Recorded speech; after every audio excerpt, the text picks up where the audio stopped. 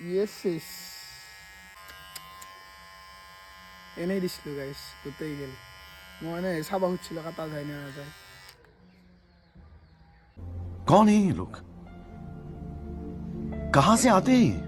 ৰ'ব মিনি ব্লগটো প্ৰথমৰ পৰা আৰম্ভণি কৰোঁ মানে ৰাতিপুৱা উঠিয়ে মেচিনটো লৈছোঁ আৰু এইফালে মাৰি দিলোঁ চুলিত কাৰণটো কি জানে না বেলেগ একো নহয় এইকেইদিন মানে মোৰ ইমান চুলি যাই আছে যদি আপোনালোকে আগৰ ভিডিঅ' কেইটা চাইছে তেতিয়া গম পাইছে মানে বহুত যাইছে মানে হাতেৰে লাললে মানে 2-3ডাল এনেকৈ আহে কিহৰ কাৰণে হৈছে মেডিচিন ইফেক্ট না কিবা বেলেগ সেইটো বস্তু গম পোৱা নাই তো সেইকাৰণে মই মেচিনটো আছিল যিহেতু মেচিনত ওৱান লগাই লৈ পেলাই এনেকৈ গোটেই মাৰি দিছোঁ আৰু জিৰ'ত মাৰিলেতো আৰু অলপ মানে গোটেই নোহোৱা হৈ গ'লে ওৱানত মাৰাই ভালে হৈছে তো এতিয়া মানে অলপ কেয়াৰ কৰিব লাগিব চুলি কেইডালৰ তো সেইকাৰণে মানে কাটিছোঁ বেলেগ একো ৰিজন নাই মানে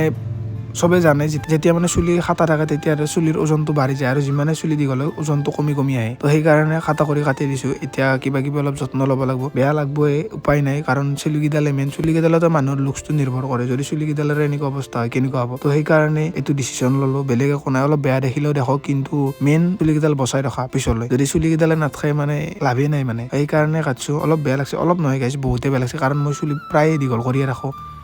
আগৰ পৰাই ৰাখোঁ তো সেইকাৰণে অলপ বেয়া লাগছে বাৰু একদম বটলা দেখা হৈছে গাইছ আই ন' বাট উপায় ইজ নাথিং বিকজ মোৰ বহুত চুলি যাই আছে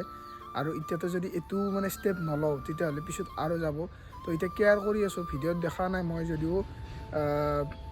পিঁয়াজ এল'ভেৰা